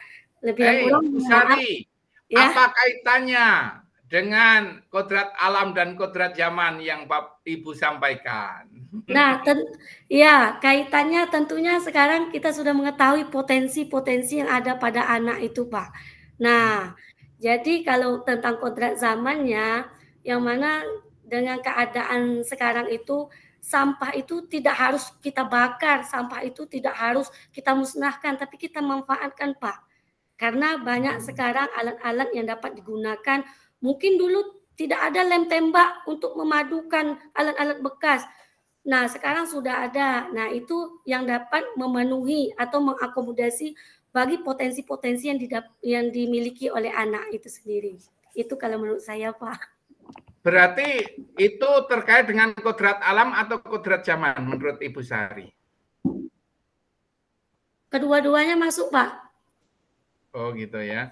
Oke, mungkin ada yang ingin menyampaikan pertanyaan atau tanggapan atau sesuatu, monggo. Sudah 3 orang di sini, Pak Beni, Pak Diki, dan Bu Sari sudah menyampaikan pendapatnya. Oke, Bu Astra, yuk silahkan. Baik, terima kasih Bapak Ibu. Di sini saya ingin bertanya kepada forum diskusi tentunya. Bapak Ki Hajar Dewantara ini kan memfokuskan kepada kecerdasan budi pekerti, yaitu pembentukan karakter baik setiap peserta didik. Nah, di sini saya ingin mengangkat kasus sekolah saya itu berada di ujung Provinsi Jambi, udah di dekat dengan perbatasan Jambi dan Sumatera Barat. Nah, di sana untuk karakter siswa itu kalau menurut saya selama saya mengajar di sana mungkin lebih dari 50% atau 60% itu belum mencapai kata baik gitu. Nah, itu kan hubungannya dengan kodrat alam dan kodrat zaman tentunya. Nah, kodrat alam itu kan karakter peserta didik itu karakter yang udah dibawanya dari lahir. Nah, sedangkan kodrat zamannya disitulah peran kita sebagai guru untuk merubah karakter peserta didik yang awalnya bisa kita bilang kurang baik itu menjadi karakter yang lebih baik. Nah, di sini saya menemukan kasus di sekolah saya saat peserta didik tersebut tertangkap merokok misalnya dan dibawa ke BK, nah itu orang tuanya sendiri membela gitu loh. Oh, anak saya di rumah boleh kok gitu. Dan di sini saya bingungnya di sini Bapak Ibu, bagaimana kita selaku guru yang di sini peran kita di kodrat zaman itu kita harus membimbing peserta didik itu untuk menjadi lebih baik. Nah, bagaimana caranya? Bagaimana tips-tipsnya agar kita itu bisa merubah siswa itu sementara orang tuanya saja sepertinya tidak mendukung gitu loh. Di sini saya meminta mempertanyakan kepada forum bagaimana apakah ada kasus serupa di sekolah Bapak Ibu dan bagaimana kira-kira cara Bapak Ibu untuk menanggapi hal-hal yang seperti ini gitu. Terima kasih. Oke. Oh, langsung Pak Ansori. Ini pertanyaannya, ada anak yang merokok, dipanggil ke BK, mau nasihati, tapi nggak apa-apa, di rumah boleh kok merokok gitu ya, nggak apa-apa, saya sediakan jatah dia untuk rokok gitu. Apa pendapat Pak Ansori? Yuk.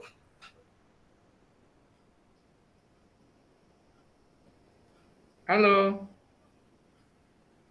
Pak Ansori, open mic, mikrofonnya. Oh ya, lupa. Maaf Pak, terima kasih. Di sini saya juga menanggapi masalah yang ditanyakan Bu Astra. Mungkin di sini bukan hanya itu, Bu, bukan hanya merokok, masalah yang pernah dihadapi yang dibela oleh orang tua. Bahkan di SD saya pun anak dihukum tidak mengerjakan PR, cuma dihukum berdiri di depan kelas saja, orang tuanya malah datang ke sekolah, kan tidak terima. Nah, ini sifat orang tua yang mendukung anak ini, yang pertama mungkin tindakan yang harus dilakukan oleh seorang guru. Perlunya kita berbicara empat mata atau dipanggil ke sekolah dan berhadapan langsung dengan kepala sekolah. Kita arahkan dulu orang tuanya, karena ini menyangkut orang tua. Kemudian untuk anak itu setelah orang tua bisa memahami bahwa dampak yang nanti akan terjadi ketika ada pembelaan pada anak, itu tentu anak kedepannya tidak akan pernah berubah. Nah, setelah orang tua bisa memahami dampak yang akan terjadi ke depannya itu, baru kita akan membimbing siswa tersebut bagaimana hal yang dilakukan itu adalah hal yang tidak baik dan akan merugikan dirinya sendiri di kemudian hari. Nah, seperti itu, Ibu. Saya juga pernah memanggil orang tuanya, mengarahkan bahwa hukuman anak ini bukan berarti kita benci pada seorang anak, tidak. Tapi kita hanya memberikan hukuman ringan supaya anak, oh ini salah loh. Nah, ini tidak baik loh. Nah, seperti itu kira-kira. Mungkin itu Pak yang bisa saya sampaikan, Pak. Oke, berarti ini menambah permasalahan sama ya. Ini ada, mau menyampaikan permasalahan sama. Oke, mungkin Bu Mary akan memberikan solusi atau gimana, ini belum. Ini baru menunjukkan permasalahan sama. Yang satu merokok, yang satu berdiri di depan kelas. Oke, halo Bu Mary. Halo Pak. Izin Pak ingin menanggapi pertanyaan dari Ibu Astra. Rasanya setiap sekolah itu punya masalah kenakalan remaja itu umum, mulai dari kerapian, pakaian, sampai hal yang merokok gitu, hal yang sampai ke merokok. Jadi kalau di sekolah saya SMP Negeri 1 Kabupaten Tebo, nah di situ di awal masuk proses pembelajaran, jadi di kelas 1, nah ada di situ pertemuan antara wali murid dan seluruh seluruh guru mapel gitu. Nah, di sana diarahkan untuk peraturan-peraturan yang boleh dan tidak. Nah, di situ juga ada sanksi-sanksi. Nah, dari hal kecil sampai hal besar. Dari guru mapel dulu, kalau misalkan guru mapel yang mendapatkan masalah yang seperti merokok tadi, jadi guru mapel itu menindaklanjuti ke wali kelas, kemudian ke BK, kemudian Wakasis, baru ke kepala sekolah. Jadi apabila masalah rokok tadi di guru mapel itu berupa teguran, hanya teguran saja. Kemudian kalau masih juga itu akan ke wali kelas. Nah, wali kelas itu memberi teguran dan memberi pengarahan mengenai sanksi-sanksi yang diberikan. Seperti halnya apabila 3 kali diberi surat peringatan. Jadi yang pertama itu surat peringatan, yang kedua panggilan orang tua, yang ketiga apabila masih juga melanggar dan orang tua itu tidak bisa untuk mengontrol anaknya, maka sekolah itu bisa mengeluarkan anak tersebut atau pindah sekolah. Jadi begitu. Nah, kalau sudah sampai ke BK, biasanya anak itu udah jera di situ di BK. Makanya di situ ada surat peringatan yang ditandatangani oleh orang tua dan anak tersebut di atas materai. Jadi kalau sampai 3 kali, maka setuju untuk dikeluarkan begitu. Apalagi kalau sudah sampai ke kepala sekolah. Begitu Pak dan Bu Astra kalau di sekolah saya. Luar biasa sekali, tapi ada catatan-catatan kecil dari saya nanti yang akan saya sampaikan ya di akhir. Istilah-istilah yang harus dihindari agar tidak ya oke Pak Beni dan Pak Diki sebentar ya, memberikan kesempatan pada yang lain dulu. Ini masih ada yang lain yang belum komen, yang belum menanggapi, yang belum ayo silakan teman-teman. Bu Tarmiati, yuk mau apa Bu Tarmiati? Baik Pak, saya akan menanggapi Pak Ansori tadi Pak tentang hukuman di kelas. Kalau di sekolah saya Pak, yang sudah saya lakukan itu di awal masuk tahun ajaran baru, seandainya kan kelas 2 naik ke kelas 3. Jadi di kelas 3 itu sebelum memulai pembelajaran, memulai belajar, siswa itu kan pembentukan ketua kelas, pembentukan sekretaris seperti itu dan seterusnya. Nah, di situ juga dibuat kesepakatan kelas atau keyakinan kelas, Pak. Jadi siswa sendiri yang akan seandainya siswa itu tidak membuat PR, apa konsekuensinya? Jadi siswa sendiri yang akan membuat keyakinan kelas tersebut. Jadi disitulah terlebih dahulu. Nanti kalau di situ memang sudah tanda tangan semua siswa-siswanya, itu semua dari siswa Pak, bukan dari gurunya. Guru hanya memantau sampai di mana gitu. Nah kalau melanggar berarti di situ kan sudah ada keyakinan kelas. Jadi siswa itu sendiri yang akan mempertanggungjawabkannya seperti itu Pak, yang saya alami gitu Pak.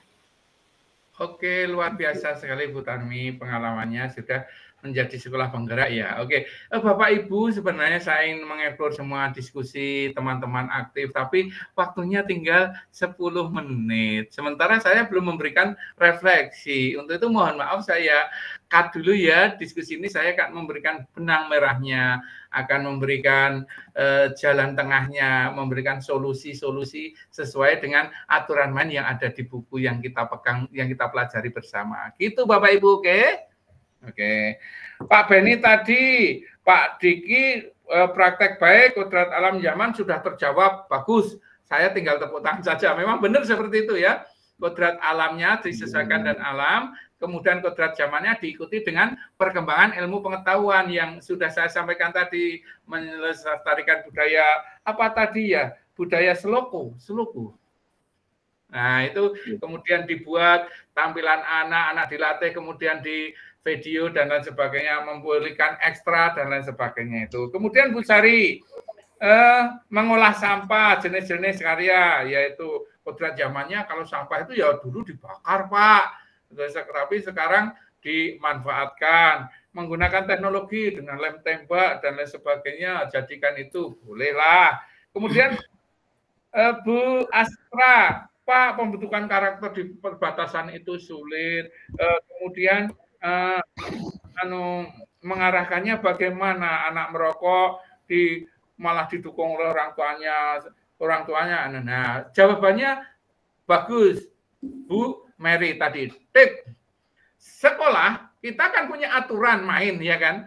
Sekolah di sini syaratnya lulus ini. Kemudian tata tertibnya ini. Orang tua, siswa tanda tangan. Kalau perlu buat kebijaksanaan atau apa itu tanda tangan semua. Nah, itu benar yang dikatakan Bu Tarmiati. Pertama itu tata tertib, ya kan, atau aturan. Kalau di kelas kemudian yuk kita sepakat, besok kita akan pelajari. Pertama aturan, tata tertib, tapi yuk sepakat. Nah, kalau sudah sepakat itu sudah bagus. Lebih bagus lagi apabila sudah menjadi keyakinan kelas. Oh, saya salah, saya akan berbuat seperti ini. Nah, catatan kecil saya itu dilarang menghukum. apalagi fisik. Sekarang itu HAM, sekarang itu apa-apa sudah masuk dalam pasal-pasal pelanggaran guru yang siap menjebak kita, ya itu. Untuk itu hindari. Besok kita akan belajar meskipun ribet itu kan bagus. Itu ada segi negatifnya. Besok kita akan belajar reward and punishment, apalagi punishment ya. Makanya hindari, tolong Bapak Ibu, sekarang zamannya itu sudah zaman semua terbuka, zaman digital. Begitu guru melakukan apa, syuting oleh anak diangkat di YouTube, angkat di internet, itu sudah geger semua, dunia sudah menghujat kita, gitu kan. Sehingga hindari satu catatan, jangan menghukum apalagi fisik, tapi dengan kesepakatan kelas, dengan keyakinan kelas, dengan tata tertib seperti yang disampaikan oleh Bu Mary. Tapi mohon maaf Bu Mary, jangan kata-kata mengeluarkan anak. itu dilarang keras, nanti sama Kak Seto. Tapi kalau anak-anak sudah seperti itu, pelanggarannya 3 kali, silahkan Bapak anaknya ditarik kembali. Ya. Orang tua menarik anaknya, gitu yang menarik orang tuanya, meskipun ya dengan sistem kita negosiasi dan lain sebagainya ya. Itu. Kemudian mengingatkan, boleh teguran, boleh, jangan artinya pokoknya jangan menghukum, apalagi sekarang berdiri di depan kelas itu nanti viral Pak, mohon maaf, itu kita hindari ya. Pokoknya kita sabar, memang guru itu harus menuntun ya. Terkait dengan itu Bapak Ibu, saya akan share screen ya, terkait dengan yang kita bahas. Mana ya, ntar nih yang kita bahas. Pertanyaan-pertanyaan pemantik Bapak Ibu, ini akan garis merahnya ya, hubungannya akan saya sampaikan ya Bapak Ibu. Nah, ini Bapak Ibu benang merahnya ya, ini kelihatan ya, kelihatan nggak Bapak Ibu? Halo. Kelihatan Pak, kelihatan. Kelihatan Pak. Oke, maksud pendidikan itu adalah menuntun segala kekuatan kodrat yang ada pada anak-anak. Ya, anak-anak itu memiliki kodrat, dari sudah ada garis tangannya. Kita tinggal menebalkan saja, agar mereka dapat mencapai keselamatan dan kebahagiaan setinggi-tingginya, baik sebagai manusia maupun anggota masyarakat. Itu kuncinya. Tadi benar, membimbing, mengarahkan, membawa siswa ke arah mencapai tujuan. Tadi sudah benar menuntunnya itu ya. Kemudian, pendidik itu hanya dapat menuntun tumbuh atau hidupnya kekuatan kodrat yang ada pada anak-anak agar dapat memperbaiki lakunya. Bukan dasarnya ya. Kalau dasarnya, Anda bagaikan menanam padi, ingin berkembang seperti jagung, enggak, bukan hidup dan tumbuhnya kekuatan kodrat anak. Nah, bagaimana jagung itu agar berkembang dengan baik, dikasih pupuk, dikasih siram air, kemudian kalau ada hamanya kita matikan gitu kan. Nah, menuntun adalah among, seperti yang disampaikan tadi Ibu siapa ya? Engarso Semtulodo, ing madya mangun karso, tuturi handayani. Di depan memberikan teladan, di tengah membangun ya kehendak tuturi yang menguatkan handayani, menguatkan, mendorong, memberi dorongan. Nah, guru dan murid berkolaborasi untuk menginisiasi, menciptakan kedalaman rasa takjub dan kasmaran spiritual, intelektual, dan sosial untuk mencapai keselamatan dan kebahagiaan sebagai manusia. Nah, di era abad 21 ini, menuntun adalah mampu menciptakan siswa yang berpikir kritis, kreatif, kolaboratif, dan inovatif. Seperti tadi di kebun sawit membuat sapu lidi, kemudian di sampah-sampah mengolah sampah jadi hiasan. Ini kan, nah itu kan sudah disesuaikan dengan kodrat zamannya, gitu kan? Kodrat alamnya, gitu. Nah, kodrat alam itu berkaitan dengan sifat dan bentuk lingkungan di mana Anda berada. Tadi disampaikan ya oleh Pak Diki ya, bahwa di lingkungan kebun, kemudian Bu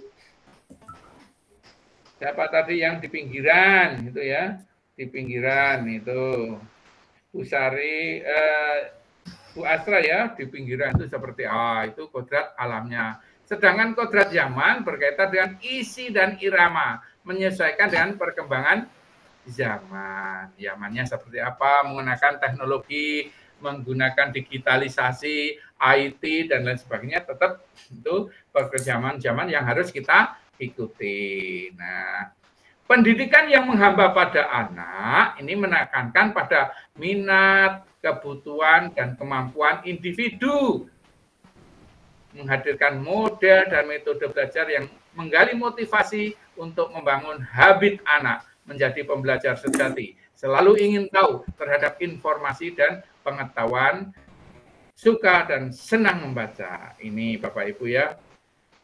Jadi menghamba itu artinya ya memberikan pelayanan, memfasilitasi kebutuhan anak ya, kegiatannya berpusat pada anak. Jadi anak itu belajar itu menyenangkan ya, menyenangkan karena apa? Keinginannya dituruti, keinginan bermain, pelajarannya sambil bermain gitu kan. Tapi tetap endingnya itu bisa mengembangkan, mencapai keselamatan dan kebahagiaan ya, keselamatan dan kebahagiaan yang setinggi-tingginya baik sebagai manusia maupun anggota masyarakat. Itu garis merah benang merahnya Bapak Ibu apa yang kita diskusikan malam hari ini. Oke. Masih ada waktu sedikit ya, sedikit waktunya. Jangan tidur dulu sayang. Ini terkait dengan nah, sebentar, saya tak menyampaikan garis besar materi yang ada di peta konsep modul 1.1 refleksi filosofi pendidikan nasional Ki Hajar Dewantara. Intinya tujuannya pembelajaran ini peserta memahami pemikiran Ki Hajar Dewantara mengenai tujuan dan asas pendidikan. Peserta menganalisis konsep-konsep pemikiran berdasarkan pengalaman belajar yang berpihak pada murid. Sudah ini tadi ya.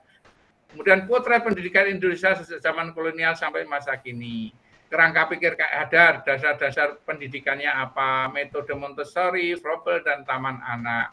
Kemudian asas pendidikan Ki Hajar Dewantara, pendidikan dan pengajaran sudah kita bahas ya. Kemudian interpretasi pemikiran Ki HD yang kita laksanakan, chapter rasa kasat dan karya itu merupakan budi pekerti. Nah, kodrat alam dan kodrat zaman, sifat dan bentuk lingkungan di mana anak berada itu alam. Sedangkan isi dan irama perkembangan teknologi itu kodrat zaman. Nah, dasar pendidikan yang menuntun, KD mengibaratkan peran seperti seorang petani menuntun tumbuh kembangnya bisa tumbuh jagung, mungkin kita bisa menyiapkan lahannya, kemudian memilih bibit, nggak usah memilih bibit, kemudian menyiraminya, memberi pupuk, menyiangi, apabila ada rumputnya, kemudian menghilangkan hamanya, kemudian kita menjaganya. Nah, pendidik itu adalah pamong. Itu Bapak Ibu garis besar modul 1.1 yang kita pelajari itu ada di sini, satu halaman ini gitu Bapak. Saya halaman lagi ya, kemudian tinggal foto bersama. Bapak Ibu, kenyamanan adalah musuh kehidupan yang melemahkan kesadaran. Kenyamanan membuat orang terlena, lemah dan lambat. Sebaliknya tantangan dan masalah akan membuat kita tersadar dan terjaga. Inilah inti kehidupan yang sebenarnya. Oke, tepuk tangan untuk kita semua yang sudah tanding dengan baik. Bapak Ibu, yuk foto bersama, tolong dong diperlihatkan wajahnya. Bagaimana Bu Mike sudah bisa memperlihatkan wajahnya? Sudah, Pak. Oke ya, saya foto. 1, 2, 3. Nah. Terima kasih. Bapak Ibu, apabila dalam malam ini saya mendampingi Bapak Ibu banyak kesalahannya, mohon entah pun sudah saya beri maaf. Gitu ya Bapak Ibu. Cukup sekian, ada salahnya mohon dimaafkan. Mari kita tutup dengan berdoa menurut agama dan keyakinan kita masing-masing. Berdoa mulai. Alhamdulillahirrahmanirrahim. Allahumma terima kasih ya Allah atas nikmat yang Engkau berikan, ilmu yang Engkau berikan, mudah-mudahan bermanfaat dalam kami menjalankan tugas sebagai guru penggerak di daerah kami masing-masing, mengembangkan pendidikan sesuai dengan hidayah dan inayah. Amin amin ya rabbal alamin. Berdoa cukup. Selamat malam Pak Gun, Pak Eko dan teman-teman semua. Pak. Dari saya mohon izin, ada salahnya mohon dimaafkan. Billahi taufiq wal hidayah wa inayah. Assalamualaikum warahmatullahi wabarakatuh. Waalaikumsalam. Oke, selamat. Iya, Pak. Istirahat ya Bapak Ibu ya. Nah, yuk. Kontak-kontakan terus. Jangan lupa ya kegiatannya. Besok masih ketemuan ya di Ruko ya. Ruang kolaborasi, ingat Bapak Ibu, apa yang harus dikerjakan di ruang kolaborasi ya. Tetap diskusi, nanti saya buat board 2 kelompok. Kelompok 1 membahas tentang apa, kelompok 2 membahas tentang apa. Atau lewat aja ya, lewat grup saja ya. Iya Pak. Iya, Pak. Pokoknya terus maju terus, pantang mundur. Nah, gitu. Ya Allah.